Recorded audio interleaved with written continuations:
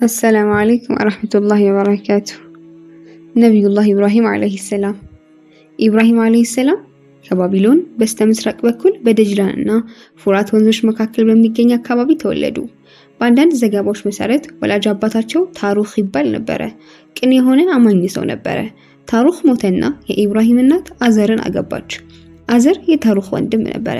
በዚህ ምክንያት ጣዖት አምላኪ የሆነው አዘር የኢብራሂም አባት ሆነ። በሌላ ዘገባ መሰረት ደግሞ ታሩኽ የሚለው ስም የኢብራሂም አባት የቀድሞ ስም ሲሆን ጣዖት ማምለክ ሲጀምር ስሙ ተቀይሮ አዘር ተባለ። ኢማሙ ስዩጢ አላህ ይዘንላቸውና የኢብኑ አባስን ዘገባ መሰረት በማድረግ ስለ አዘር ሲናገሩ አዘር የኢብራሂም አጎት እንጂ አባቱ አልነበረም ይላሉ። ሰይድና ኢብራሂም አለይሂ ሰላም ከሰይድና መሐመድ ሰለላሁ ዐለይሂ ወሰለም ቀጥሎ የትልቅ ደረጃ ባለቤት ናቸው። ለዚህም አላሁ ሱብሓነሁ ወተዓላ ልዩ ወዳጄ ኸሊሊ በማለት ጠርቷቸዋል። ሰይድና ኢብራሂም አለይሂ ሰላም ኸሊሉር ረህማን በሚል መጠሪያ ይታወቃሉ። ከአላህ የወረዱላቸው አንቀጾች አስሁፉል ዐሽራ ይባላሉ። ሰይድና ኢብራሂም አለይሂ ሰላም ሌላ ስምም ነበራቸው። የነቢያት አባት አቡል አንቢያ ተብለው ይጠራሉ። ልጆቻቸው ደግሞ ኢስማኤልና ኢስሐቅ ይባላሉ። ነብዩ መሐመድ ሰለላሁ ዐለይሂ ወሰለም ዘራቸው የተመዘዘው ከኢስማኤል አለይሂ ሰላም ሲሆን የበኑ እስራኤል ነቢያት ደግሞ የተገኙት ከኢስሐቅ አለይሂ ሰላም ነበረ። ኢብራሂም አለይሂ ሰላም ወደ ኪልዳን ህዝቦች ተላኩ። የኪልዳን ጎሳ መሪ ደግና ፍትሃዊ ሰው ነበረ። ግዛቱ እየሰፋ ኃይሉ እየበረታ ሲሄድ ባህሪው ተቀየረ። ትዕቢትና ጉራ ወጠረው። ሐውልቶችን ማስቀረጽ፣ ህዝቦቹን እንዲህ በማለት ማናገር ጀመረ። እኔ አምላክ ነኝ፣ ተገዙኝ። የተከበረው ቁርአን ስለ ጉዳዩ በዚህ መልኩ ይተርካል።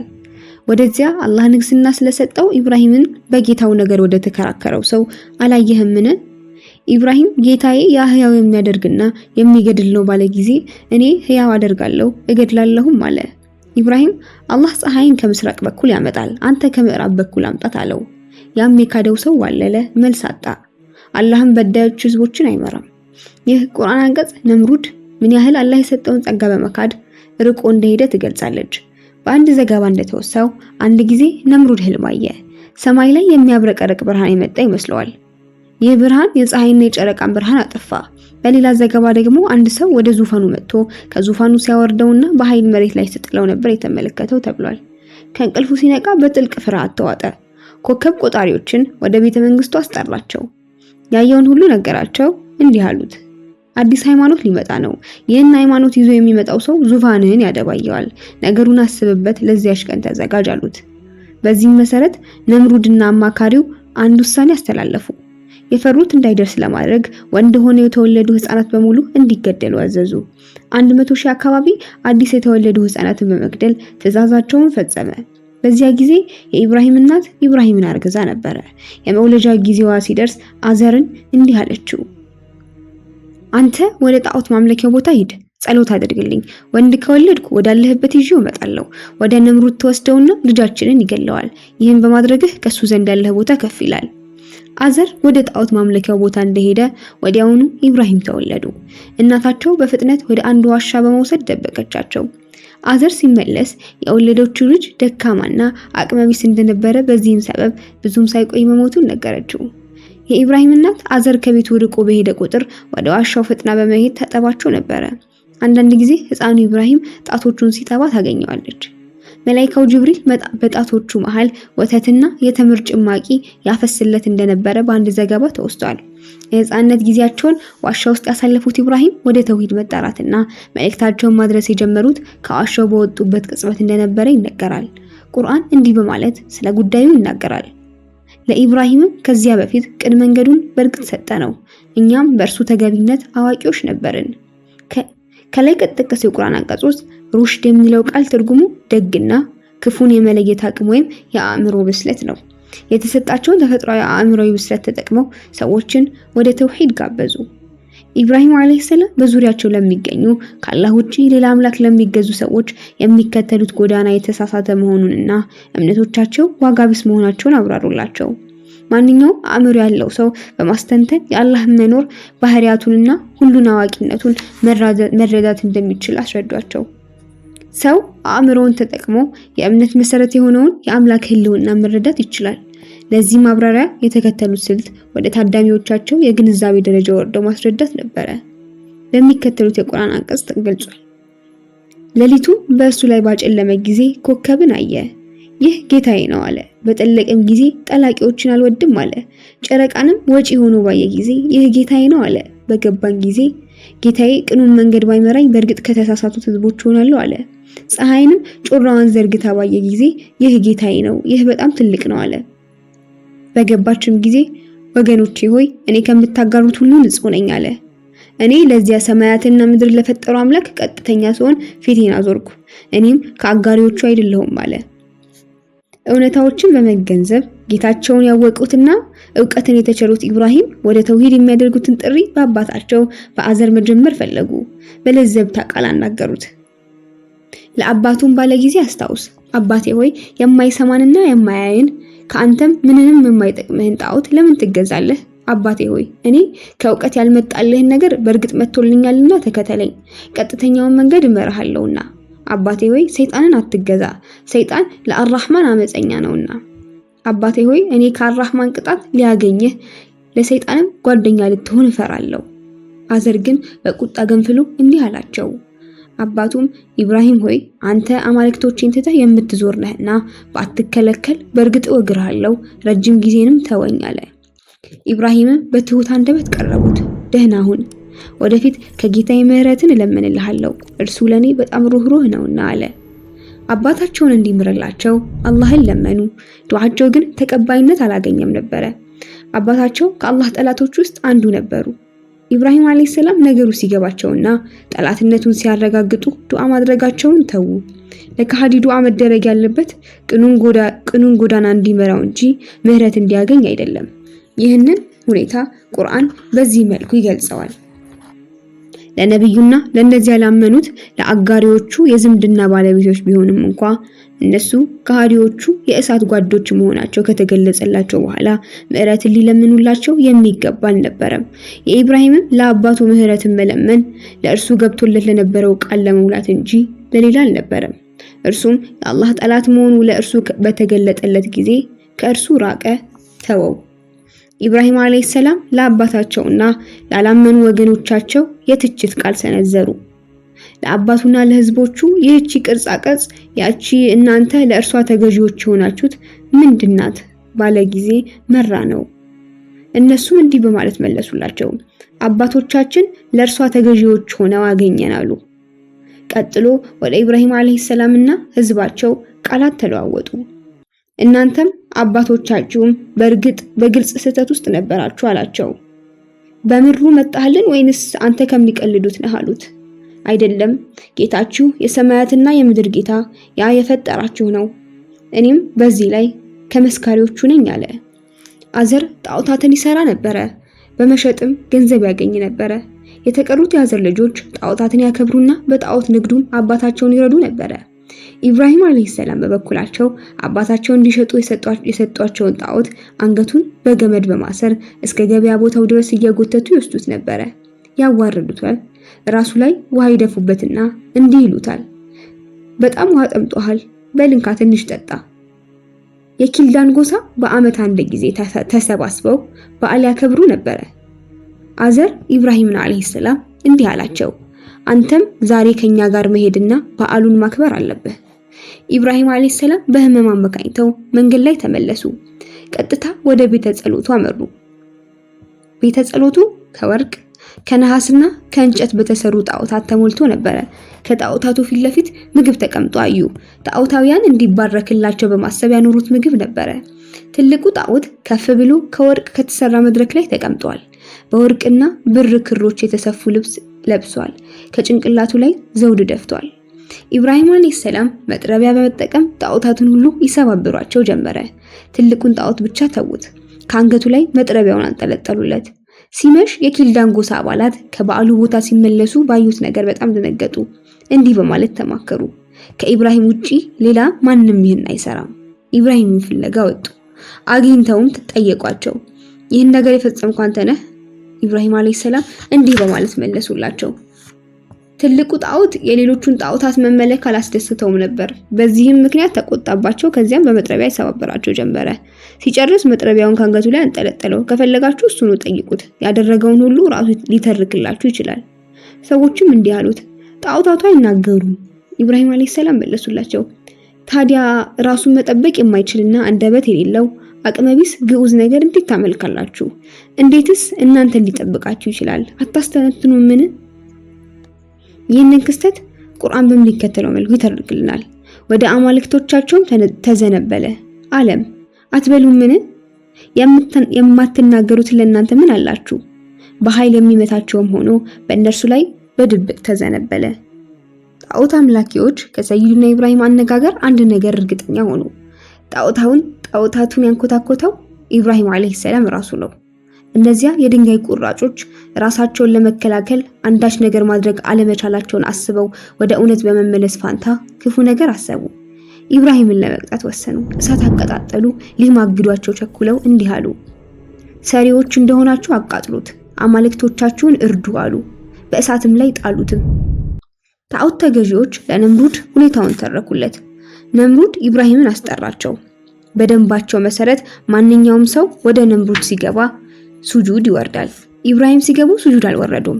ነምሩድ ኢብራሂምን ለምን አልሰገደም ሲጠይቃቸው ኢብራሂም እንዲህ በማለት መለሱለት፣ አንተንም እኔንም ለፈጠረ አምላክ እንጂ አልሰግድም። ነምሩድም አላቸው፣ ጌታ ማን ነው? ኢብራሂም አለይሂ ሰላም መለሱለት፣ የኔ ጌታማ ያ ህይወት ሰጪና ህይወት ነሺ የሆነው አምላክ ነው። ነምሩድ እንዲህ አለ፣ እኔም ህያው አደርጋለሁ እገድላለሁ። ሁለት ሰዎችን ከእስር ቤት አስመጣና አንዱን ገድሎ ሌላውን በነፃ አሰናበተው። ቀጥሎ እንዲህ አለ፣ አየህ እኔም ይህን ማድረግ እችላለሁ። ነምሩድ ያልገባው ነገር ቢኖር ህይወት የአምላክ እስትንፋስ፣ ሞት ደግሞ የሩህ ከአካል መለየት መሆኑ ነው። እዚህ ላይ ኢብራሂም እንዲህ አሉ፣ የኔ ጌታ ፀሐይን በምስራቅ በኩል ያወጣታል፣ አንተ አቅሙ ካለህ በምዕራብ እንድትወጣ አድርጋት። ቁርአን ይህን ክስተት እንዲህ በማለት ይገልጸዋል። ወደዚያ አላህ ንግስናን ስለሰጠው ኢብራሂምን በጌታው ነገር ወደ ተከራከረው ሰው አላየህምን? ኢብራሂም ጌታዬ ያ ህያው የሚያደርግና የሚገድል ነው ባለ ጊዜ እኔ ህያው አደርጋለሁ እገላለሁም አለ። ኢብራሂም አላህ ፀሐይን ከምስራቅ በኩል ያመጣል፣ አንተ ከምዕራብ በኩል አምጣት አለው። ያም የካደው ሰው ዋለለ፣ መልስ አጣ። አላህም በዳዮች ህዝቦችን አይመራም። ኢብራሂም አለይሂ ሰላም ከነምሩድ ጋር ስለተገናኙበት አጋጣሚ ሁለት አይነት ዘገባዎች ተላልፈዋል። የመጀመሪያው ኢብራሂም አለይሂ ሰላም ጣዖታትን በመሰባበራቸው ምክንያት ሰዎች አስረው ነበር ወደ እሳት ከመወርወራቸው በፊት ከነምሩድ ዘንድ ይዘውላቸው ቀረቡ። ሁለተኛው ለአንድ ዓመት የዘለቀ ረሃብ ተከሰተ። ሰዎች ለእርዳታ ወደ ነምሩድ ይመጡ ጀመረ። ነምሩድ ለህዝቦቹ እህል ሲሰጥ እያንዳንዱ ግለሰብ እህል ከመስጠቱ በፊት ጌታህ ማን ነው በማለት ይጠይቅ ነበረ። የኢብራሂም አለይሂ ሰላም ወረፋ ሲደርስ እንዲህ በማለት መለሱለት፣ ጌታዬማ ያ ህይወት ለጋሽ ሲሻው ነሺ የሆነ አምላክ ነው። ነምሩድ ተቆጣ። የሰማውን ማመን አልቻለም። ኢብራሂምን አለይሂ ሰላም እህል ከለከላቸው። ይህ ብቻ አልበቃውም። ረዳቶቹን ስለሚወስደው እርምጃ ሰብስቦ አማከራቸው። እንዴት አድርገን እንቅጣው በማለት ጠየቋቸው። ከሰዎች መካከል አንዱ እኩይ ተነስቶ በእሳት እናቃጥለው አለ። ሐሳቡ ተቀባይነት አገኘ። ኢብራሂምን አለይሂ ሰላም ለማቃጠል ዝግጅት ተጀመረ። አንድ ወር ሙሉ ያለማቋረጥ የሚቀጣጠልና የሚነድ እንጨት ሰብስቡ አሉ። አያሌ እንጨትም አጋዙ። እንደ ተራራ በተቆለለው እንጨት ላይ እሳት ለቀቁበት። ነበልባሉ ሰማይ ድረስ ወጣ። በተፈጠረው ከፍተኛ ሙቀት ምክንያት አዕዋፋት በአካባቢው መብረር አልቻሉም። ዝግጅታቸውን ሁሉ ካጠናቀቁ በኋላ እሳቱ በደንብ መንቀልቀል ሲጀምር ኢብራሂምን አለይሂ ሰላም አመጡ። እጆቻቸው በሰንሰለት ተጠፍረው፣ እግሮቻቸው በእግረ ሙቅ ታጅለዋል። እኚህ ታላቅ ነቢይ የአላህ ሱብሓነሁ ወተዓላ ልዩ ወዳጅ ኸሊሉላህ ለአላህ ትእዛዝ እጅ ሰጥተዋል። በአላህ ተመክተዋል። ሁኔታው ቢያስፈራም ቅንጣት ድንጋጤ ወይም ሽብር ውል አላለባቸውም። እንዴት ወደ እሳቷ እንደሚጥላቸው ነምሩድ ከአማካሪዎቹ ጋር ዶለተ። ወስፈንጠር ለመጠቀም ተስማሙ። በምድርም በሰማይም ያሉ መላእክቶች ተሸበሩ። ወደ አላህ ሱብሓነሁ ወተዓላ ተዋደቁ። ጌታቸውን ተማጸኑ። ያ ለጢፍ ያ አላህ ኢብራሂምን አለይሂ ሰላም ወደ እሳት ሊወረውሩት እኮ ነው። ለአንዲት ቅንጣት እንኳን ያልዘነጋህ ነብይ በእሳት ሊቃጠል ነው። ፍቀድልንና እንርዳው። አላህ ሱብሓነሁ ወተዓላ ፈቀደላቸው። መላእክቶች ወደ ኢብራሂም አለይሂ ሰላም መጡ። አንደኛው መላእክት እንዲህ አለ፣ እዘዘኝና በንፋስ እሳቷን ብትንትኗን አወጣታለሁ። ሌላው መላእክት እንዲህ አለ፣ እዘዘኝ ውሃን ማዘዝና በቅጽበት እሳቷን ማጥፋት እችላለሁ። ሌላኛውም አለ፣ እዘዘኝ መሬትን አዛታለሁ፣ ከፈለክ እሳቷን እንድትውጣት ማድረግ እችላለሁ። ኢብራሂም አለይሂ ሰላም ለመላእክቶች እንዲህ በማለት መለሱላቸው፣ በወዳጆች መካከል ጣልቃ አትግቡ። እኔ የአላህን ውሳኔ ተቀብያለሁ። ነፃ ካወጣኝ ከእዝነቱ ነው። እንድቃጠል ከተወኝ የፈጸምኩት ኃጢአት ቢኖር ነው። ኢንሻአላህ እታገሳለሁ። ወደ እሳቷ ሊወረውሯቸው ከወስፈንጠሩ ላይ ሲያስቀምጧቸው እንዲህ ነበር ያሉት፣ አላህ ብቻ በቂ ነው። በሱ መመካት እንዴት ያምር። ከእሳት ውስጥ ሊገቡ ትንሽ ሲቀራቸው ጅብሪል መጥቶ ጠየቃቸው። የምትፈልገው ነገር የለም? ኢብራሂም አለይሂ ሰላም እንዲህ ብለው መለሱለት፣ አዎ የምፈልገው አለኝ፣ ነገር ግን ፍላጎቴ ካንተ ዘንድ አይደለም። ጅብሪልን በመገረም ጠይቃቸው፣ ለምን አላህ ሱብሓነሁ ወተዓላ አሁን ካለህበት ሁኔታ እንዲያወጣህ አትጠይቀውም? እንዲህ በማለት መለሱለት፣ እሱ ያለሁበትን ሁኔታ ከማንም በላይ ያውቃል። እስኪ ንገረኝ፣ እሳት በማን ትእዛዝ ነው የምታቃጥለው? ማቃጠል በማን ቁጥጥር ውስጥ ነው? አላህ ሱብሓነሁ ወተዓላ በተከበረ ቁርአን ይህን ልዩ ቅጽበት ያወድሳታል። በዚያም የታዘዘውን በፈጸመው በኢብራሂም ጽሑፎች ውስጥ ባለው አልተነገረምን? ኢብራሂም አለይሂ ሰላም ኸሊሉላህ ፍጹም ወደ አላህ በመዋደቃቸው በሱ ብቻ በመማካታቸው ምክንያት ከእሳት ላይ ከመውደቃቸው በፊት የአላህ ትእዛዝ መጣ። እሳት ሆይ በኢብራሂም ላይ ቀዝቃዛ ሰላምም ሁኚ አለን። ወዲያውኑ ኢብራሂም አለይሂ ሰላም የወደቁበት ቦታ ወደ አትክልትነት ተቀየረ። እዚያው ላይ ደግሞ ምንጮች ፈለቀችና ውሃው ኮለል ብሎ ፈሰሰ። ነምሩድ እየሆነው ባለው ነገር ሁሉ ተደነቀ። ኢብራሂም አለይሂ ሰላም አናገራቸው፣ ለአምላክህ ክብር ብዬ 4000 ከብቶችን አርዳለሁ። ኢብራሂም አለይሂ ሰላም እንዲህ ብለው መለሱለት፣ ከጥመትህ ተመለስ። ወደ ተውሂድ እስካልተመለስ ድረስ በርካታ ከብቶችን ማረድ ዋጋ የለውም። ነምሩድም አለ፣ ስልጣኔንና ንግስናዬን መስዋዕት ማድረግ አልችልም፣ ነገር ግን ለክብሩ ስል አርዳለሁ። በእርግጥም 4000 ከብቶችን አረደ። እንዲሁም ኢብራሂም አለይሂ ሰላም ማሳደዱን አቆመ። ነገር ግን በትዕቢቱ በመሸንገሉና በድርቅናው ምክንያት ሳያምን ቀረ። ቅኑን ጎዳና ካልተከተሉት እድል ለቢሶች መካከል ሆነ። ከጎሳው ውስጥ የተወሰኑ ሰዎች ከጣዖት አምላኪነት ወጥተው ወደ እምነት መጡ። ግልጽ በሆነው ተአምር ሰበብ ተውሂድን አወቁ። ከነምሩድ እሳት ሰላምና ጤነኛ አድርጎ አላህ ነፃ ያወጣቸው ኢብራሂም አለይሂ ሰላም ያላመኑትን ሰዎች ከመለኮታዊ ቅጣት ማስጠንቀቅ ጀመሩ። ኢብራሂምም አለ፣ ከአላህ ሌላ ጣዖታትን አማልክትን የያዛችሁት በቅርቢቱ ህይወት በመካከላችሁ ለመዋደድ ብቻ ነው። ከዚያም በትንሣኤ ቀን ከፊላችሁ በከፊሉ ይክዳል፣ ከፊላችሁም ከፊሉን ይረግማል። መኖሪያችሁም እሳት ናት፣ ለእናንተም ከረዳቶች ምንም የላችሁም። ኢብራሂም አለይሂ ሰላም ከእሳት በሰላም ከወጡባት ክስተት በኋላ አላህ ሱብሓነሁ ወተዓላ አማኞችን ይዘው እንዲሰደዱ አዘዛቸው። በኪልዳን ጎሳና በነምሩድ ላይ ከሚልከው ቅጣት ይድኑ ዘንድ እንዲሁም እርሱን በነፃነት እንዲያመልኩ ለስደት ፈቀደላቸው። በዚህ መልኩ አላሁ ሱብሓነሁ ወተዓላ ወዳጁንና አማኞችን ከጨቋኞች ገላገላቸው። ይህንን ክስተት የተከበረው የቁርአን አንቀጽ በሚከተለው መልኩ ይገልጸዋል። ሉጥም ለእርሱ አመነ። ኢብራሂም እኔ ወደ ጌታዬ ተሰዳጅ ነኝ፣ እነሆ እርሱ አሸናፊው ጥበበኛው ነውና አለም። የአላህ ነቢይ ሉጥ የሰይዱና ኢብራሂም አለይሂ ሰላም የወንድም ልጅ ነበሩ። ነብይነታቸውን ስናስብ መጀመሪያ ከሃዲ ነበሩ፣ ኋላ ላይ አመኑ ማለት ለአእምሮ የሚከብድ ይሆናል። ለዚህም ነው ከላይ የተጠቀሰችው አንቀጽ ሰይዱና ሉጥ በሰይዱና ኢብራሂም አለይሂ ሰላም አመነ ያለችው። ማለትም ሉጥ ድሮውንም በአላህ ያመኑ ሰው ነበሩ። ከዚህ በተጨማሪ ግን የሰይዱና ኢብራሂም አለይሂ ሰላም ነብይነት ቀድመው ካጸደቁትና ከተቀበሉ ሰዎች መካከል መሆናቸውን ለመግለጽ ወይም መጠቆም ነው በአንቀጹ የተፈለገው። ኢብራሂም አለይሂ ሰላም ወደ ባቢሎን ከተሰደዱ በኋላ የወባ ትንኝ መንጋ በኪልዳን ጎሳ ላይ ወረደ። በግብዝነታቸውና በትዕቢተኛነታቸው እምነትን ባልተቀበሉ ሰዎች ላይ የትንኙ መንጋ እንዳቧራ ነበር የወረደባቸው።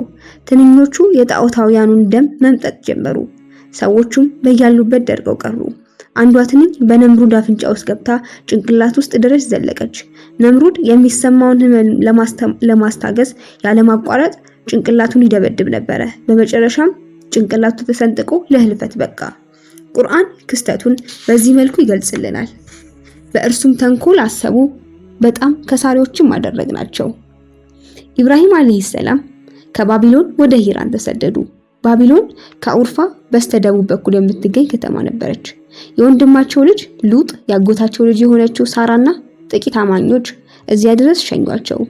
ኢብራሂም አለይሂ ሰላም በጌታቸው ትእዛዝ ሳራን አገቡ።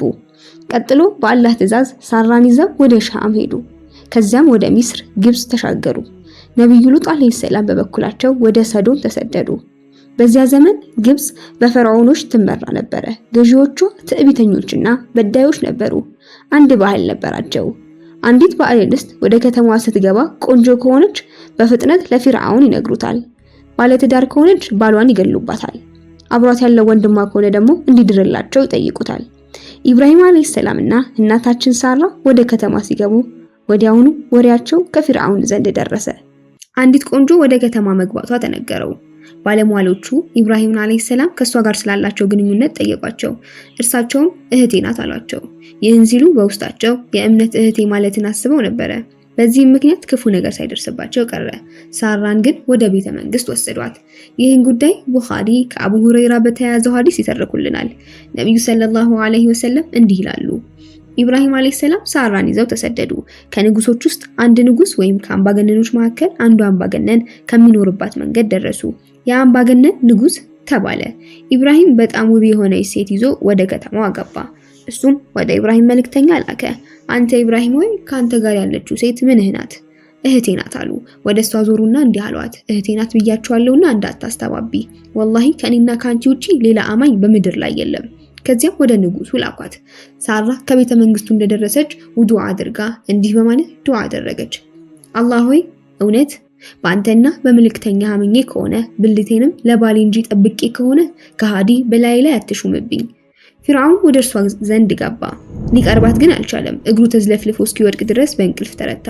እርሷም ጌታዬ ሆይ ይህ ሰው ከሞተ ገደለችው ይባላል በማለት አላህ ያነቃው ዘንድ ዱዓ አደረገች። ነቃና አሁንም ወደ እሷ አሰበ። እንዲህ ስትል ዱዓ አደረገች።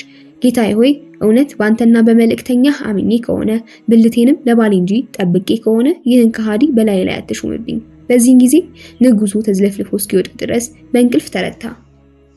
ጌታዬ ሆይ ይህ ሰው ከሞተ ገደለችው ይባላል ስትል በድጋሚ አላህን ለመነች። ንጉሱ ለሁለተኛ ወይም ለሶስተኛ ጊዜ ነቃ። እንዲህም አለ፣ በጌታዬ እምላለሁ ይቺ ሴት ሰይጣን እንጂ ሰው አይደለችም። ወደ ኢብራሂም ወሰዷት። ሀጀርን ሰጧትና ወደ ኢብራሂም አለይሂ ሰላም ተመለሰች። እንዲህ አለች፣ አላህ ከሃዲን አስገድዶ ሴቷን ልጅ እንዴት እንዳስመቻት አየህ። አላህ Subhanahu Wa Ta'ala እንዲህ ይላል፣ እናንተ ያመናችሁ ወይ በመታገስና በሰላት ተረዱ፣ አላህ በእርዳታው ከታጋሾች ጋር ነውና። በተጠቀሰው አንቀጽ መሰረት የእናታችን ሳራ ሰላትና ፍጹም ወደ አላህ መጠጋት ውጤቱ ከፊርዓውን ነፃ መውጣት ነበረ። ኢብራሂም አለይሂ ሰላም ከሳራና ከሀጀር ጋር ወደ ፍልስጤም ተመለሱ።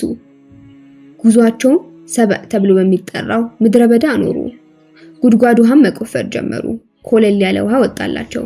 ከጊዜ በኋላ ውሃና ስንቃቸው ሲያልቅ ወደ ከተማው አቅጣጫ ጉዞ ጀመሩ። ትንሽ እንደተጓዙ ምንም ገንዘብ እንደሌላቸው አስታወሱና ወደ መጡበት ተመለሱ። በመመለስ ላይ ያሉ ግን ከረጢታቸውን በአሸዋና በጠጠር ሞሉት። ይህን ያደረጉት ሳራና ሀጀር ተስፋ በመቁረጥ እንዳይጎዱ በማሰብ ነበረ። ተመልሰው ከመጡ በኋላ ድካም ስለተሰማቸው ጋደም እንዳሉ እንቅልፍ ወሰዳቸው። ከረጢቱን ክፈችው አለቻት ሳራ ለሀጀር። ሲከፈት ስንዴ ነበረ። ወዲያውኑ መፍጨት ጀመሩ። ቂጣ ጋገሩ። ኢብራሂም አለይሂ ሰላም ከእንቅልፋቸው ሲነቁ ባዩት ነገር ተገረሙ። ለምስጋናም ወደ ጌታቸው ዞሩ። ሰበእ አካባቢ በረካው በዛ፣ ጸጋው በረከተ። በርካታ ሰዎች ወደ አካባቢው በመምጣት ሰፈሩ። ቦታው በሰዎች ተሞላ። ከጊዜ በኋላ ግን ነዋሪዎቹ ክህደት ውስጥ ገቡ። ኢብራሂም አለይሂ ሰላም በእጃቸው ቆፍረው ካወጡት ውሃ እንዳይጠቀሙ ከለከሏቸው። የአላህ ወዳጅ በጣም ተጎዱ። የአላህ ነቢይ ቀልባቸው ተሰብሮ ነበርና ውሃው ደረቀ። ሰዎች በስራቸው ተጸጸቱ። ወደ ኢብራሂም አለይሂ ሰላም በመምጣትም ይቅርታ ጠየቋቸው። አላህም ምህረት እንዲለምኑላቸው ተማጸኗቸው። ታጋሹ ነቢይ ይቅርታቸውን ተቀበሉ።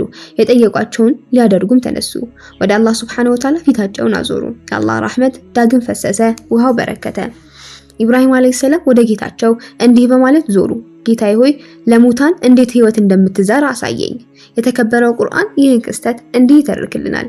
ኢብራሂም አለይሂ ሰላም ጌታዬ ሆይ ሙታንን እንዴት ህይወት እንደምታደርግ አሳየኝ ባለ ጊዜ አስታውስ። አላህ አላመንክምን አለው። አይደለም አምኛለሁ፣ ግን ልቤ እንዲረጋ ነው አለ። አላህም ከበራሪዎች ከወፎች 4 ያዝ፣ ወደ አንተም ሰብስባቸው፣ ቆራርጣቸው። ከዚያም በየኮረብታው ሁሉ ላይ ከነርሱ ቁራጭን ያድርግ። ከዚያም ጥራቸው፣ ፈጥነው ይመጡልሃልና። አላህም አሸናፊ ጥበበኛ መሆኑን ወቃለው። ኢብራሂም አለይሂ ሰላም ሙታን ህይወት ዳግም ህይወት ዘርተው እንደሚነሱ ማወቅ ፈለጉ። ይህን እንዲያሳያቸው አላህን ጠየቁ። ከላይ በተጠቀሰው የቁርአን አንቀጽ እንዳየነው አላህ በቁሳዊ መንገድ መልስ ሰጣቸው። ዳግም ህይወት የመዝራትን የመቀስቀስን ትክክለኛ ምንነት ግን አላብራራላቸውም። ምክንያቱም ህይወት መዝራት ከሰው ልጅ አእምሮ የመረዳት አቅም በላይ ነው። አላህ መጀመሪያውኑ ህይወት እንደለገሳቸው ሁሉ ከነጠቀ በኋላ መመለስ አያቅተውም። ለኢብራሂም አለይሂ ሰላም ያሳያቸውን ተአምር እንደ ምሳሌ መውሰድ ይቻላል። ኢብራሂም አለይሂ ሰላም ቀደም ብለው የኔ ጌታ ህያው ያደርጋል ይገላልን ብለው ነበርና አሁን ጌታዬ ሆይ ብለው መጠየቃቸው መነሻው ጥርጣሬ አልነበረም። እዚህ ላይ የምናየው ኢብራሂም አለይሂ ሰላም ምን ያህል ከቆሻሻ ሁሉ የጠራ ፍጹም ጧሃራ የሆነ ልብ እንደነበራቸውና ከአላህ ጋር የነበራቸው ግንኙነት እስከ ወዲያኛው ድረስ ወደ ጸዳ ወዳጅነት ደረጃ ማደጉን ነው። ኢብራሂም አለይሂ ሰላም ከሳራ ልጅ አላገኙም ነበረ። እድሜያቸው ደግሞ ገፍቷል። ሳራ አገልጋዩን ሀጀርን ነፃ ለቀቀቻት። ይህም ኢብራሂም አለይሂ ሰላም እሷን ለማግባታቸው መነሻ ምክንያት ሆነ። በዚህ ጋብቻ ኢስማኤል አለይሂ ሰላም ተወለዱ። ኢብራሂም ሀጀርንና ልጇን ኢስማኤልን ይዛ ወደ መካ እንዲሰደዱ አላህ አዘዛቸው። የአላህን ትዕዛዝ ለመፈጸም ቆርጠው ተነሱ። ያን ጊዜ ምድረ በዳ ወደ ነበረችው የዛሬዋ መካ ለመሄድ ተንቀሳቀሱ። በሷሂህ ቡኻሪ እንደተዘገበው ኢብኑ አባስ ይህን ታሪክ በሚከተለው መልኩ አውርተውታል። ለመጀመሪያ ጊዜ ወደ መካ አካባቢ የገባችው ሴት የኢስማኤል እናት ሀጀር ናት። ኢብራሂም አለይሂ ሰላም ከልጇ ጋር ወሰዷትና ዛሬ ዘምዘም ከሚገኝበት ቦታ ላይ ትተዋት ሄዱ። ያን ጊዜ መካ ነዋሪ አልነበረባትም፣ ውሃም አልነበረባትም። ጥቂት የሚበላ ተምር፣ የሚጠጣ ውሃ የያዘ ከረጢት ብቻ ሰጥተው ወደ መጡበት ተመለሱ። የኢስማኤል እናት እንዲህ እያለች ተከተለቻቸው። ሰውም ሆነ ሌላ ነገር በሌለበት ምድረ በዳ ጥለህን የት ትሄዳለህ? እየደጋገመች ብትጠይቃቸውም መልስ አልሰጧትም። ዙረውም አላዩአትም። በመጨረሻም ይህን እንድታደርግ ያዘዘህ አላህ ነው ብላ ጠይቀቻቸው። አዎን አሏት። እንግዲያውስ ጥሎ አይጥለንም በማለት ወደ ልጇ ተመለሰች። ኢብራሂም አለይሂ ሰላም መንገዳቸውን ቀጠሉ። እንዳያዩአቸውም ተደብቀው ፊታቸውን አዙረው እንዲህ ሲሉ ዱዓ አደረጉ። ጌታዬ ሆይ እኔ አዝመራ በሌለው ሸለቆ ውስጥ በተከበረው ቤት በካዕባ አጠገብ ከዘሮቼ አስቀመጥኩ። ጌታችን ሆይ ሰላትን ያቋቁሙ ዘንድ አስቀመጥኳቸው። ከሰዎችም ልቦችን ወደ እነሱ የሚናፍቁ አድርግ። ያመሰግኑ ዘንድ ከፍሬዎች ስጣቸው። አላህ ሱብሓነሁ ወተዓላ የኢብራሂምን አለይሂ ሰላም ዱዓ ተቀበላቸው። በእሳቸው ዱዓ ሰበብ አማኞች ሁሉ ለዚህች ሀገር ያላቸው ፍቅር ጨመረ። ሐጅና ዑምራን እንዲናፍቁ ሆነ። የተሳካላቸው ዕለት ይደሰታሉ፣ ልቦቻቸው ይረጋሉ። ከሁሉም በላይ የዱዓቸው ውጤት የዘምዘምን ውሃ ማስገኘቱ ነበረ። ኢብራሂም አለይሂ ሰላም የተውላቸው ውሃ አለቀ። ሀጀር በመርዋና ሷፋ ኮረብታዎች መካከል በጭንቀት ተመላለሱ። የሚረዳኝ አንድ ሰው ባገኝ ብለው ባከኑ። 7 ጊዜ ወዲህና ወዲያ ሮጡ። ሁለቱ ኮረብታማ ቦታዎች ርቀታቸው 400 ሜትሮች ይደርስ ነበረ። እናታችን ሀጀር ወደ አንድ አቅጣጫ ሮጠው ሄዱና በጭንቀት ዙረው ወደ ኢስማኤል ይመለሳሉ። በአካባቢው የሰው ዘር አልነበረም። በሰማይ የሚበሩ አዋፍ እንኳን አይታዩ ነበር። የህይወት ምልክት መኖሩን የሚጠቁሙ አንዳች ነገር የለም። መርዋ ኮረብታ ላይ በወጣች ቁጥር ግን ዝም ብለሽ በንቃት አድምጪ የሚል ድምጽ ይመጣ ነበረ። ድምጹ የመላእክታው ጅብሪል ነበረ። ድምጹ ወደሚመጣበት አቅጣጫ ሄደች። የድምጽ ባለቤት አናገራት። አንቺ ሁሉን ቻይ በሆነ ጌታ ጥበቃ ስር ነሽ። አትፍሪ፣ ስጋት አይግባሽ። ያ የአላህ ቤት ማረፊያ ነው። ያን ቤት አባቱና ህፃን ልጁ ይገነቡታል። የዚህም ቤት ሰሪ አላህ እንዲህ አይተወውም። ሀጀር ይህን ንግግር ከሰማች በኋላ ወደ ልጇ ተጣደፈች። ከህፃኑ ኢስማኤል እግር ስር ውሃ ሲፈልቅ ተመለከተች። ለምስጋና ፈጥና ወደ ጌታዋ ዞረች። በጥልቅ የደስታ ስሜት ተጥለቅልቃ ነበር። ፍርሃቷ ወዲያውኑ ብን ብሎ ጠፋ። እንዲህ እያለች ውሃውን መገደብ ጀመረች። ቁሚ ቁሚ። ውዱ ነቢያችን ሰለላሁ ዐለይሂ ወሰለም እንዲህ ብለዋል። የኢስማኤል እናት አላህ ይዘንላት ዘምዘምን ሳትገድብ እንዲህ ትታው ቢሆን ኖሮ ወደ ትልቅ ወንዝነት ይቀየር ነበረ። ለአላህ ፍጹም እጅ የመስጠቷ በእሱ ብቻ የመመካቷ ፍሬ የሆነው ያ ውሃ ዝንታለም ሲፈስ ይኖራል። እስከ ቂያማ ድረስ ለሰዎች ፈውስ ይሰጣል። በዚህ መልኩ ኢብራሂም አለይሂ ሰላምና እናታችን ሀጀር የአላህ ትዕዛዝ ያለማመንታት የማደራቸውን ትልቅ በረካ አገኙ። የዚህ በረካ ሌላ መልክ ነበረው። እናታችን ሀጀር በመርዋና በሶፋ መካከል ያደረገችው መመላለስ እስከ ምጽአት ቀን ድረስ የሚቀጥል አንድ አምልኳዊ ተግባር ሆነ። ለነሱ የማይቋረጥ ምጽዋት ሰደቀተል ጃሪያ ሆነላቸው። እናትና ልጅ በዚያ ምድረ በዳ በረሃ ውስጥ ህይወታቸው ቀጠለ። ጁርሁም የሚባል ጎሳው ወፎች እዚያ አካባቢ ሲያንዣብቡ ተመለከቱ። ያልተለመደ ነገር ነበርና 2 ሰዎችን ወደ ቦታው ላኩ። ምናልባት የህይወት ምልክት ይገኝ እንደሆነ እንዲያጣሩ። ዘምዘም ውሃን ሲመለከቱ ለእናታችን ሀጀር ፍቃድ ጠየቁ። እዚያ አካባቢ መኖር እንችላለን አሏት። በአንድ መስፈርት የመኖር ፍቃድ ሰጠቻቸው። ውሃው ምንጊዜ በእኔ ቁጥጥር ስር ይሆናል። በዚህም ሁኔታ የጁሩም ጎሳ መካ ላይ ኑሮውም በመመስረት የመጀመሪያው ጎሳ ሆነ። ሰይድና ኢብራሂም አለይሂ ሰላም ከባቢሎን ወደ ሻም በጉዞ ላይ ያሉ ዓለም እኔ ወደ ጌታዬ ሕያጅ ነኝ፣ በእርግጥ ይመራኛልና ጌታዬ ሆይ ከመልካሞቹ የሆነ ልጅ ስጠኝ። ቀጥሎ ባለው አንቀጽ ብስራት መጣላቸው። ታጋሽ በሆነ ወጣት ልጅም ማበሰር ነው። ቀጥሎም እንዲህ ሆነ። ከእርሱ ጋርም ለስራ በደረሰ ጊዜ ልጄ ሆይ እኔ በህልሜ እኔ የማርድህ ሆኜ ያለው ተመልከትም ምን ታያለህ አለው። አባቴ ሆይ የታዘዝከውን ስራ፣ አላህ ቢሻ ከታጋሾቹ ሆኜ ታገኘኛለህ አለ። ሁለቱም ትእዛዙን በተቀበሉና በግንባሩም ጎን ላይ በጣለው ጊዜ የሆነው ሆነ። ጠራነውም አልነውም፣ ኢብራሂም ሆይ ራእይቱን በእውነት አረጋገጥክ፣ እኛ እንደዚሁ መልካም ሰሪዎችን እንመነዳለን። ይህ እርሱ በእውነት ግልጽ ፈተና ነው፣ በታላቅ እርድም መስዋዕት ተቤዝ ነው። በእርግጥ በእርሱም ላይ በኋለኞቹ ህዝቦች ውስጥ መልካም ዝናን አስቀረንለት። ሰላም በኢብራሂም ላይ ይሁን። እንደዚሁም መልካም ሰሪዎችን ሁሉ እንመነዳለን። እርሱ በእርግጥ ካመኑ ባሮቻችን ነው። ሰይድና ኢብራሂም አለይሂ ሰላም ኢስማኤልና ሀጀርን ትተው ወደ ሳራ ተመለሱ። አልፎ አልፎ ይጎበኟቸው ነበረ። አንድ ጊዜ መካ ውስጥ እያሉ ህልም አዩ። በህልማቸው ልጃቸውን ኢስማኤልን ሲያርዱት ተመለከቱ። ነገሩ ተምታታባቸው። የዚህ ህልም ምንጩ አላህ ነው ወይስ ሸይጣን? ነገር ግን ያንኑ ህልም ለ3 ተከታታይ ቀናት ደጋግመው አዩ። እለቱ የአረፋ የመጀመሪያ ቀን ነበረ። በአንድ ዘገባ እንደተላለፈው ኢብራሂም አለይሂ ሰላም እንዲህ ይሉ ነበር፣ ልጅ የሰጠኝ እሱ ነው፣ ከፈለገ ለሱ ስል መስዋዕት አድርጓለሁ። በህልማቸው ያዩት ነገር ፈተና መሆኑ ገብቷቸው ነበረ። በህልማቸው የመጣውን መለኮታዊ ትእዛዝ ለመፈጸም ተነሱ። ኢስማኤልን እንድታስታጥበው ሽቶ እንድትቀባው ሀጀርን አዘዟት። ወደ ወዳጃቸው ሲሄዱ እንዲያጅባቸው እንደሚፈልጉ ነገሯት። ኢስማኤልን ደግሞ ወደ አላህ መቃረቢያ መስዋዕት ልፈጽም ነውና ገመድና ቢላዋ ያዝ አሉት። ዛሬ በሐጅ ስርዓት ላይ ከሚቆምበት አረፋ ድረስ አብረው ተጓዙ። በዚህ መሃል ሸይጣን በሰው ተመስሎ ወደ ሀጀር መጣ። ልጅሽን ኢስማኤልን ወደ የት እንደወሰደው ታውቂያለሽ? በማለት ጠየቃት። ወደ አንድ ወዳጁ አለችው። ሸይጣንም በፍጹም ሊሰዋው ነው አላት። ልጁን አብዝቶ ይወዳል ብላ መለሰችለት። ሸይጣንም ተስፋው ሳይቆርጥ ውትወታውን ቀጠለ።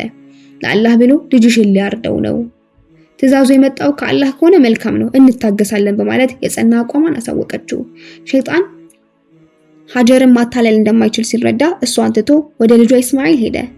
አባትህ ወዴት እንደሚወስድ ታውቃለህ? በማለት ጠየቀው። ኢስማኤል አለይሂ ሰላም ወደ አንድ ወዳጁ በማለት መለሰለት። ሸይጣንም አለው በፍጹም ይዞ እየሄደ ያለው ሊሰዋህ ነው። አንተን ያርድ ዘንድ አላህ እንዳዘዘው ያምናል። ይህ እንዲፈጽም ያዘዘው አላህ ከሆነ በሙሉ ፍቃድና ፍቅር እንቀበላለን አለው። ሸይጣን ኢስማኤልን አለይሂ ሰላም ማታለል እንዳልተሳካለት ተረዳ። ፈጥኖ ወደ ኢብራሂም አለይሂ ሰላም አመራ። አንተ አዛውንት ይህን ህፃን ልጅህን የት ነው የምትወስደው? ሸይጣን በህልምህ በመምጣት አታለዋል። ያየው ህልም የሸይጣን እንጂ የሌላ ማንንም አይደለም አላቸው። ኢብራሂም አለይሂ ሰላም አሉት፣ አንተ ሸይጣን ከፊታችን ጥፋ። 7 ጠጠሮችን አንስተው በ3 የተለያዩ ቦታዎች ላይ ወገሩት። የሐጅ የጠጠር ውርወራ ስርዓት ያን ቀን ተጀመረ። የኢብራሂም አለይሂ ሰላም ቤተሰቦች ለአላህ ሱብሓነሁ ወተዓላ ፍጹም እጅ በመስጠትና በመመካት እስከ ቂያማ ዕለት ድረስ ለኡማው አርአያ ሆኑ። ኢብራሂም አለይሂ ሰላም ከልጃቸው ኢስማኤል አለይሂ ሰላም ጋር ከሚና ወደ አረፋ ተራራ በመሄድ ላይ ናቸው። በሰማይ ላይ ያሉ መላእክቶች በሙሉ በጭንቅ ተይዘው ነበር። እርስ በርሳቸው እንዲህ ይባባላሉ፣ ሱብሃንአላህ ነብይን ሊሰዋው ይዞት ይሄዳል። እዚህ ላይ ሰይዱና ኢብራሂም አለይሂ ሰላም ለልጃቸው ኢስማኤል የጉዟቸውን ትክክለኛ ዓላማ ነገሩት። ልጄ ሆይ በህልሜ ሳርድህ አየው። ኢስማኤል አለይሂ ሰላም በጥያቄ መልክ መልስ ሰጣቸው። አባቴ ሆይ ይህ እንድትፈጽም ያዘዘ አላህ ነው? አዎ።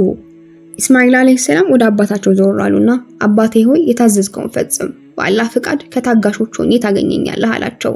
ነፍሳቸውን ለመስጠት በሙሉ ልብ መፍቀዳቸውን ነገሯቸው። መልሳቸው የአባታቸውን ልብ ያቀዘቀዘ ነበር። አባቴ ነምሩድ ወደ እሳት በወረወረህ ጊዜ ታገስክ፣ በዚህም የአላህን ፍቅር አተረፍክ። እኔም የአላህን ውሳኔ በፍቅር እቀበላለሁ፣ ለእርሱ ስል መስዋዕት ሆናለሁ። በአላህ ፍቃድ ታጋሽ ሆኜ ታገኘኛለህ።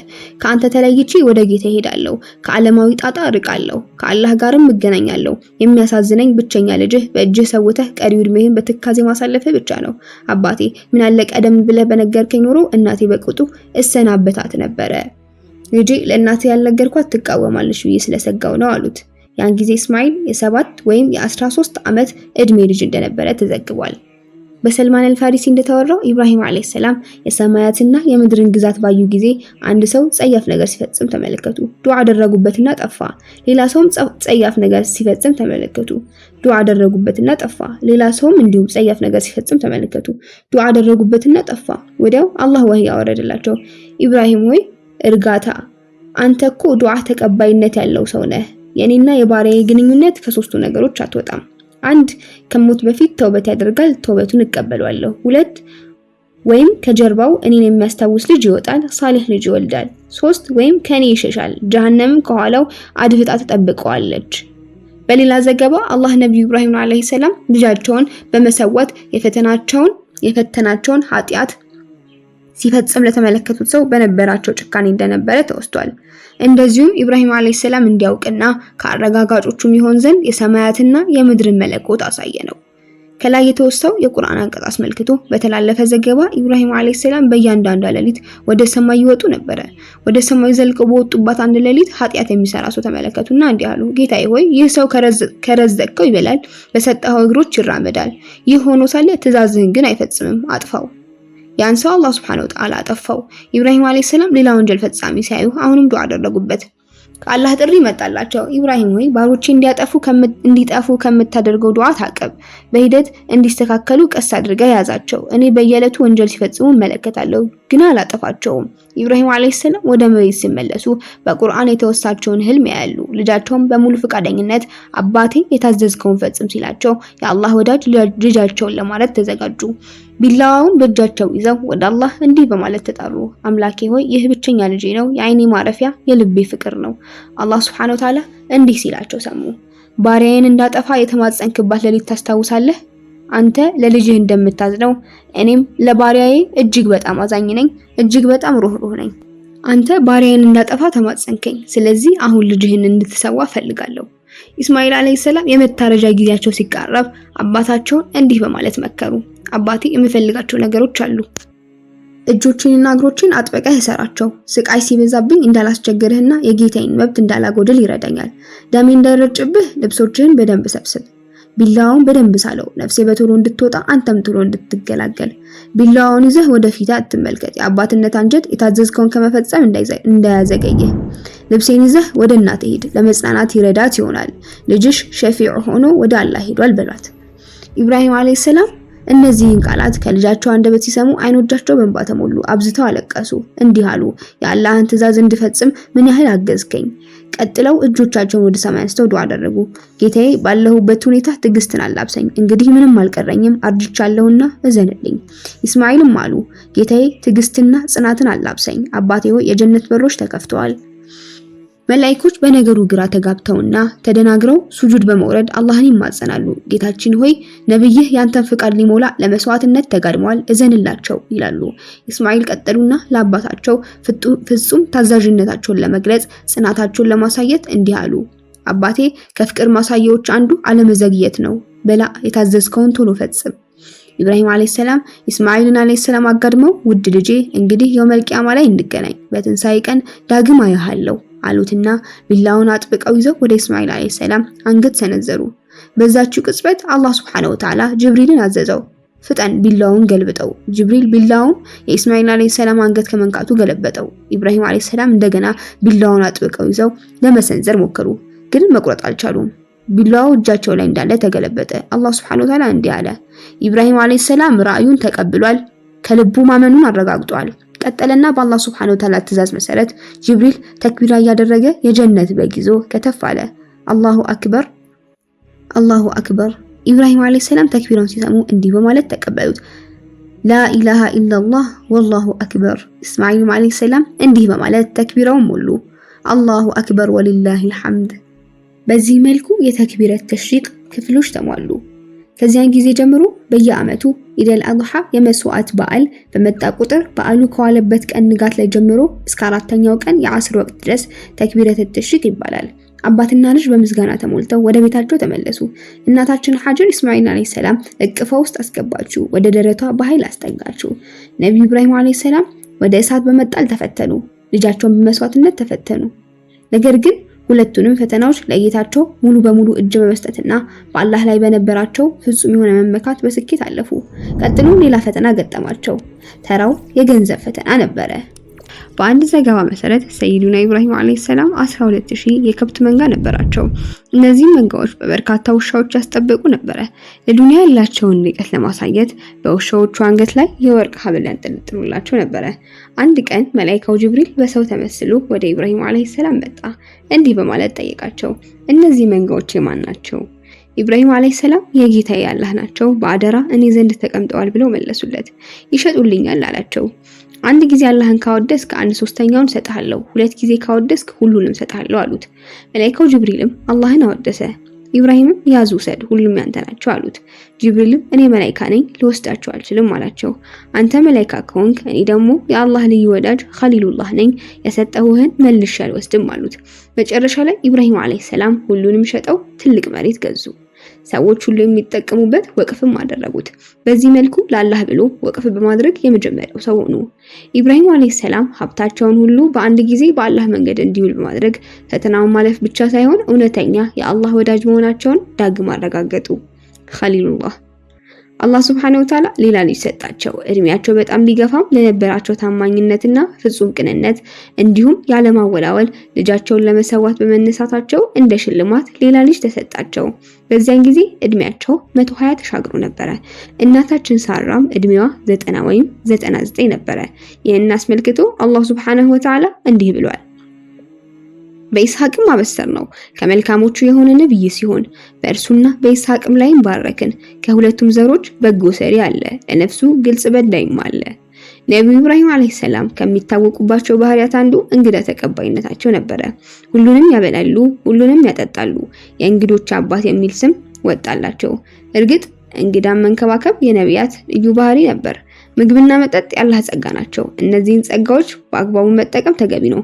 ማባከን የተወገዘ ተግባር ነው። ከጥጋብ በኋላ መብላት ወይም መጠጣት ከአባካኝነት ይመደባል። ይህ ከመሆኑም ጋር እንግዶችን ለማክበር በገፍ ማቅረብ አባካኝነት አይደለም። ባይሆን እንግዶቹን የማክበሩና የማስተናገዱ ዓላማ ከግል ጥቅም ጋር የተያያዘ መሆን የለበትም። አላህ ብቻ የታሰበበት መሆን አለበት።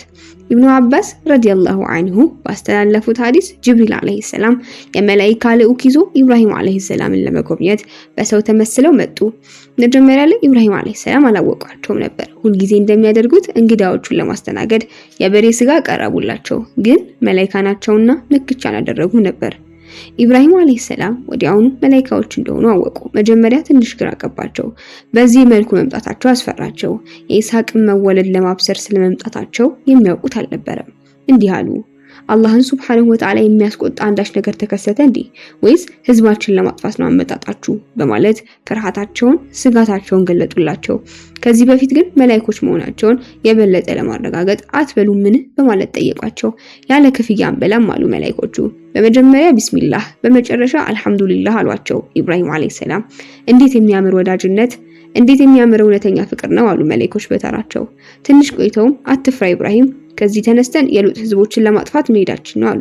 የመምጣታቸውና ምግቡን የመተዋቸው ሚስጥር ግልጥ ሆነላቸው። ከኢብራሂም አለይሂ ሰላም ላይ ስጋት እንዳልተገፈፈ የተረዱት መላእክቶች መጀመሪያ በኢስሐቅ ቀጥሎ በያዕቁብ አበሰሯቸው። ሳራ ከመጋረጃ ሆና የሚያወጉትን ታደምጥ ነበረ። በሁለቱ እጆቿ ፊቷን ሸፈነች። ሀፍረት ተሰማት፣ ተገረመች። እሷና ውድ ባለቤቷ እድሜያቸው ገፍቶ ካረጁ በኋላ የመጣላቸው ብስራት አስደነቃት። በአላህ ትዕዛዝና ውሳኔ ትገረሚያለሽ እንዴ አላት መላኢካው። ኢብራሂም አለይሂ ሰላም በበኩላቸው በመጣላቸው ብስራት በደስታ ቢጥለቀለቁም ስለ ሉጥ ህዝቦች የሰሙት ጥፋት አስተክዟቸው ነበረ። ከሉጥ ህዝቦች ውስጥ አማኞች ብቻ ተለይተው እንደሚድኑ አላወቁም ነበር። ቅጣቱን ለማስቀረት ወደ አላህ ተጠጉ። መላኢካው ካሁን በኋላ ዱዓ ዋጋ እንደሌለው ነገራቸው። ቅጣቱ አማኞችን እንደማይነካም ማረጋገጠላቸው። ኢብራሂም አለይሂ ሰላም ተደሰቱ። የተከበረው ቁርአን ይህን እውነታ እንዲህ በማለት ይገልጠዋል። መልእክተኞቻችንም ኢብራሂምን በልጅ ብስራት በእርግጥ መጡት፣ ሰላም አሉት፣ ሰላም አላቸው። ጥቂትም ሳይቆይ ወዲያውኑ የተጠበሰን የወይፈን ስጋ መጣ። በኢብኑ አባስ ዘገባ መሰረት መልእክተኞቹ ጅብሪልና ሁለት ሌሎች መላእክቶች ነበሩ። እነርሱም ሚካኤልና ኢስራፊል ናቸው። እጆቻቸው ወደ እርሱ የማይደርሱ መሆናቸውን ባየ ጊዜ ሸሻቸው። ከእነሱም ፍርሃት ተሰማው። አትፍራ፣ እኛ ወደ ሉጥ ህዝቦች ተልከናልና አሉት። ሚስቱም የቆመች ስትሆን አትፍራ አሉት። ሳቀችም። በኢስሐቅም አበሰርናት። ከኢስሐቅም በኋላ በልጁ በያዕቁብ አበሰርናት። እርሷም ዋልኝ፣ እኔ አሮጊት፣ ይህም ባሌ ሽማግሌ ሆኖ ሳለ እወልዳለሁን? ይህ በእርግጥ አስደናቂ ነገር ነው አለች። ከአላህ ትእዛዝ ትደነቂያለሽን? የአላህ ችሮታና በረከቶቹ በእናንተ በኢብራሂም ቤተሰቦች ላይ ይሁን፣ እርሱ ምስጉን ለጋስ ነውና አሉ። ከኢብራሂም ፍራቸው በሄደለትና ብስራት በመጣችለት ጊዜ በሉጥ ህዝቦች ነገር ይከራከረን ጀመረ። ኢብራሂም አለይሂ ሰላም በተማጽኗቸው ቀጠሉ። በሉጥ ህዝቦች ላይ የመጣውን ቅጣት ለማስቀረት ወደ አላህ ተዋደቁ። አማኞች በተለይም ሉጥ ቅጣቱ እንዳይነቃቸው ፈርተዋል። ከካሃዲያን ጋር እንዳይመደቡ በጣም ተጨንቀዋል። ኢብራሂም በእርግጥ ታጋሽ፣ አልቃሻ፣ መላሳ ነውና የሚከተለው የቁርአን አንቀጽ የኢብራሂምን ስብዕና ሌላ ገጽታ ያሳየናል። የሉጥ ህዝቦች ለአላህ ሱብሓነሁ ወተዓላ እዝነት ጀርባቸውን ሰጥተዋል። አመጻቸው ከልክ አልፏል። ከባድ ቅጣት ይገባቸዋል። የታል ቅጣቱ እያሉ ማፌዛቸውን ቀጥለውበታል። በውስጣቸው አንድም ንጹህ ሰው ማየት አይፈልጉ ነበር። በውስጣቸው የሚገኙ ንጹሃንን አስወጧቸው ይሉ ነበረ። መላእክቶች ልባቸው በእዝነት የተሞላውን ነብይ ኢብራሂምን አለይሂ ሰላም ሲያናግሯቸው እንዲህ አሉ። ኢብራሂም ሆይ ከዚህ ክርክር ተው፣ እነሆ የጌታህ ትእዛዝ በእርግጥ መጥቷል። እነሱም የማይመለስ ቅጣት የሚመጣባቸው ናቸው አሉት። ቁርአን ይህን እውነታ በተደጋጋሚ በተለያዩ ቦታዎች አስረግጦ ጠቅሶታል። ኢስማኤል አለይሂ ሰላም ከጁርሁም ጎሳ ቆነጃጅት አንዷን አገባ። በጣም ይወዳት ነበር። አረብኛ ቋንቋ ከነሱ ተማረ። የኢስማኤል እናት ሐጀር ምድራዊ ህይወቷ ተጠናቆ ካዕባ አካባቢ አልሐጀር እየተባለ በሚጠራ ቦታ ተቀበረች። ታላቁ ነብይ አለይሂ ሰላም በተከበረው ሐዲሳቸው ኢብራሂም አለይሂ ሰላም ልጃቸው ኢስማኤልን ስለመዘየራቸው ሲናገሩ እንዲህ ብለዋል። ኢስማኤል አለይሂ ሰላም ካገባ በኋላ ኢብራሂም አለይሂ ሰላም ልጃቸውን ለመጠየቅ ሄዱ። ነገር ግን ቤት ውስጥ አላገኙትም ነበር። ሚስቱን ጠየቋትና እንዲህ አለች፣ የዕለት ጉርስ ፍለጋ ወጥቷል። ቀጥለው ኢብራሂም አለይሂ ሰላም ስለ ኑሯቸው ጠየቋት። ምን ይደረግ በችግር እንቆራመዳለን በማለት አማረረች። ባልሽ ሲመጣ ሰላምታዬን አቅርቢልኝ፣ የቤቱን በር እንዲቀይርም ንገሪው ብለው ሄዱ። ኢስማኤል አለይሂ ሰላም ወደ ቤታቸው ተመልሰው ሲመጡ የተለየ ስሜት ተሰማቸው። አባቱ ደርሰው በመሄዳቸው የቤቱ አየር ተለውጦ ነበረ። የመጣ ሰው ነበር በማለት ሚስታቸውን ጠየቁ። አዎ አንድ ሽማግሌ መተው ነበረ። ስላንተ ጠይቀውኝ ነገርኳቸው። ስለ ኑሯችንም ጠይቀውኝ ነበር። ትልቅ ችግር እንዳለብን ነገርኳቸው አለችው። ምንም መልእክት አልተወም ብሎ ጠየቃት። ሰላምታ እንዳቀርብልህ ነግረውኛል። የቤትህን በር ቀይር ብለውሃል አለች። ኢስማኤል አለይሂ ሰላም የአባታቸው በትህትና የተሞላ ጥበባዊ መልእክት ስለገባቸው እንዲህ አሉ። ያ ሽማግሌ አባቴ ነው፣ እንድፈታሽ አዘውኛል። ወደ ቤተሰብሽ ሂጂ። እሷን ፈተው ሌላ ሚስት አገቡ። ከዚያ በኋላ ኢብራሂም አለይሂ ሰላም አላህ የፈቀደውን ያህል ጊዜ ቆይተው ሊጎበኟቸው መጡ። አዲሷን ሚስታቸውን አገኟት። ስለ ባሏ ጠየቋት። ለጉዳይ ወጥቷል አለቻቸው። እንዴት ናችሁ በማለት ጠየቋት። ደህና ነን። ምን ጠፍቶ አለቻቸው። አላህንም አመሰግነች። ምን ትበላላችሁ አሏቸው። ስጋ አለቻቸው። ምን ትጠጣላችሁ? ውሃ። ጌታዬ ሆይ ስጋውንም ውሃውንም በረካ አድርግላቸው ብለው ዱዓ አደረጉላቸው። ቀጥለው እንዲህ አሏት፣ ባልሽ ሲመጣ ሰላምታ አቅርቢልኝ፣ የቤቱን በር እንዲያጸናም አደራ ንገሪው። ኢስማኤል አለይሂ ሰላም ከሄዱበት ሲመጡ የአባታቸው መምጣት የሚጠቁም መልካም ሽታ ቤቱን አውዶት አገኙ። የመጣ ሰው ነበር ብለው ጠየቁ። አዎ በጣም የሚያምሩና ግርማ ሞገስ ያላቸው ሽማግሌ መጥተው ነበረ። ስላንተ ጠየቁኝና ነገርኳቸው። ንግግሯን ቀጠለች። ስለ ኑሯችንም ጠይቀውኝ ነበረ። ጥሩ ኑሮ እንደምንኖር ነገርኳቸው። ሌላስ የነገሩሽ ነገር የለም አሏት። ኢስማኤል አለይሂ ሰላም ነግረውኛል፣ ሰላም ብለውሃል፣ የቤትህን በር እንድታጸና አዘውሃል አለች።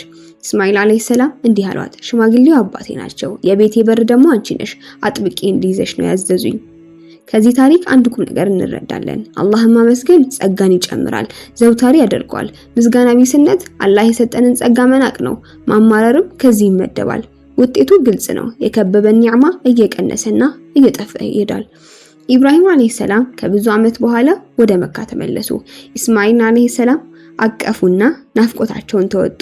እንዲህም አሉ፣ አላህ ሱብሓነሁ ወተዓላ ቤት እንድንገነባ አዞናል። ያን ቤት በመገንባት ትረዳኛለህ። ኢስማኤል ተስማሙ። የግንባታው ስራ ተጀመረ። ኢስማኤል እና ጅብሪል አለይሂ ሰላም ድንጋይ እየተሸከሙ ያቀርቡ ጀመር። ኢብራሂም አለይሂ ሰላም በበኩላቸው የቤቱን ግድግዳዎች መገንባት ጀመሩ። በግንባታው ወቅት እንደ መወጣጫ ሲጠቀሙበት የነበረው የእብነ በረድ ድንጋይ የእግራቸው ምልክት አረፈበት። ዛሬ ድረስ የኢብራሂም አለይሂ ሰላም ቦታ መቃሙ ኢብራሂም በመባል ይታወቃል። አላህ ሱብሓነሁ ወተዓላ እንዲህ ይላል፣ ኢብራሂምና ኢስማኤልም ጌታችን ሆይ ከእኛ ተቀበል፣ አንተ ሰሚውና አዋቂ አንተ ነህና የሚሉ ሲሆኑ ከቤቱ መሰረቶቹ ከፍ ባደረጉ ጊዜ አስታውስ። ስለ ካዕባ መገንባት ያሉት መረጃዎች እንደሚጠቁሙት ሰይዱና አደምና ሐዋ ከጀነት ተባረው ወደ መሬት ከወረዱ ከጊዜያት በኋላ የተገናኙበት ቦታ አረፋ ነበረ። አንድ ላይ ወደ ምዕራብ አቅጣጫ በማቅናት ዛሬ ካዕባ ከሚገኝበት ቦታ ደረሱ። እዚያ ላይ አደም ከሐዋ ጋር ስላገናኛቸው አላህን ማመስገን ፈለጉ። ጀነት ውስጥ ሲዞሩት እንደነበረው አይነት የኑር ምሰሶ እንዲሰጣቸው አላህን መማፀን ጀመሩ። የኑር ምሰሶ ተገለጠላቸው። እየዞሩ ማምለኩን ተያያዙ። የኑር ምሰሶ በነብዩ ሺስ አለይሂ ሰላም ዘመን እስከ ተሰወረበት ጊዜ ድረስ በቦታው ኖረ። በምትኩ ጥቁር ድንጋይ ተቀመጠ። ነብዩ ሺስ አለይሂ ሰላም ጥቁር ድንጋይ በሚገኝበት ቦታ ላይ አራቱም ማዕዘን ግንብ ገነቡ። ጥቁሩን ድንጋይ ከአንዱ ማዕዘን ላይ ያስቀመጡት። ያ ጥቁር ድንጋይ ዛሬ ድረስ በቦታው ይገኛል። ሐጀር አልአስወድ ይባላል። በኑህ አለይሂ ሰላም ጎርፍ ጊዜ ግንቡ በአሸዋ ተቀበረ። በዚህ ሁኔታ ረጅም ዘመን አለፈ። ሰይዱና ኢብራሂም አለይሂ ሰላም በአላህ ሱብሓነሁ ወተዓላ ትእዛዝ ካዕባ ወደምትገኝበት ቦታ ተሰደዱ። ኢስማኤል አለይሂ ሰላምና እናታቸው ኑሯቸውን በአካባቢው መሰረቱ። የአላህ ሱብሓነሁ ወተዓላ ትእዛዝ መጣ። ኢብራሂም አለይሂ ሰላም ከልጃቸው ከኢስማኤል አለይሂ ሰላም ጋር ሆነው ትእዛዙን በመቀበል የተቀበረውን ግንብ ፍለጋ ቁፋሮ ጀመሩ። ከብዙ ድካም በኋላ ነብዩላህ ሺስ ያስቀመጡት የመሰረት ግንብ ተገኘ። ኢብራሂም አለይሂ ሰላም ካዕባን በተገኘው መሰረት ላይ ገነቡ። ካዕባ ዛሬም ድረስ በጽናት ቆሞ ይታያል። ቁርአን በተከበረው አንቀጹ ይህን እውነታ በአጭር ቋንቋ በቁርአን አረብኛ የርፈዑ ቀዋዒደ ሚነል በይቲ ከቤቱ መሰረቶቹን ከፍ ባደረጉ ጊዜ በማለት ይገልጸዋል። ኢብራሂም አለይሂ ሰላም ካዕባን ገንብተው ካጠናቀቁ በኋላ እንዲህ ሲሉ አላህን ተማጸኑ። ጌታዬ ሆይ ይህንን ጸጥተኛ ሀገር አድርግ፣ ቤተሰቦቹንም ከነሱ በአላህና በመጨረሻው ቀን ያመነውን ሰው ከፍሬዎቹ ስጠው። አላህ ሱብሓነሁ ወተዓላ ከሃዲያንንም ከምድራዊ ጸጋ አይነፍጋቸውም። እንደፈለጉ ሊያስመቻቸው ይችላል። ዓለማዊ ጸጋዎች ከእምነት ጋር የተሳሰሩ አይደሉም። አላህ ለአማኙም ለካሃዲውም ይሰጣቸዋል። የመጪው ዓለም ጸጋ ግን ለሙእሚኖች ብቻ የተለየ ነው። በእርግጥ ዓለማዊ ጸጋ ፈተና ነው። በዚህ ፈተና ውጤት የሰውየው ማንነት ይወሰናል። ሀብትና ስልጣን አላህን ለማምለክ ከዋሉ በሁለቱም ዓለም የደስታ ምንጭ ይሆናሉ። ለአመጽና ለማፈንገጥ ከዳረጉ ዘላለማዊውን ህይወት ይደፈጥጡታል። በስኬት ቦታ ክስረትን ያመጣሉ። ኢብራሂም አለይሂ ሰላም በዱዓቸው ቀጠሉበት። ጌታችን ሆይ ለአንተ ታዛዦችም አድርገን፣ ከዘሮቻችንን ለአንተ ታዛዦች ህዝቦች አድርግ። ህግጋታችንንም አሳውቀን፣ በእኛም ላይ ተመለስን። አንተ ጸጸትን ተቀባይ ሩህሩህ አንተ ብቻ ነህና። ጌታችን ሆይ በውስጣቸውም ከነሱ የሆነን መልእክተኛ በእነሱ ላይ አንቀጾችን የሚያነብላቸው መጽሐፍንና ጥበብን የሚያስተምራቸው ከክህደት የሚያጠራቸውንም ላክ። አንተ አሸናፊው ጥበበኛው አንተ ብቻ ነህና የሚሉም ሲሆኑ ይህን ዱዓ አስመልክተው የአላህ መልእክተኛ ሰለላሁ ዐለይሂ ወሰለም በሐዲሳቸው ሲናገሩ እኔ የአባቴ ኢብራሂም ዱዓ ውጤት የኢሳ ብስራት እናቴ አሚና ያየችው ህልም ነኝ። በዚህ ሁኔታ የዓለማት ብርሃን የሁሉም መኩሪያ የሆኑ ነብዩ ሰለላሁ ዐለይሂ ወሰለም ንጹህ የዘር ሐረጋቸው በሚከተለው ሁኔታ ከሰይዱና ኢብራሂም ዐለይሂ ሰላም ተመዘዘ።